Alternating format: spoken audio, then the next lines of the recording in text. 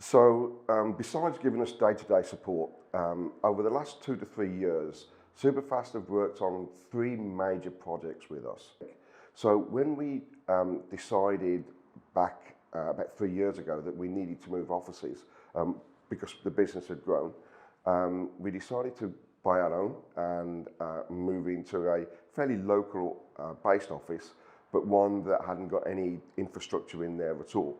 So Superfast joined the design and the project team in working with the layout of the office, being responsible for the data cabling, but also dealing with the rebuild completely of the server room and being responsible for all of our cloud services. So the installation of all the cloud services and everything else. But the other issue that we had with that was obviously we're a 24-hour business. So at the same time as we actually moved, we still needed to be operational. So this meant the guys had to work through the night on a number of occasions to move servers from one location to the other to keep the business operating. And nothing was too much trouble to do that. In fact, our clients, quite a few of our clients said a week or so after we'd moved, "Aren't you moving next week?" And actually no, we said, "We moved last week." So that went really successful.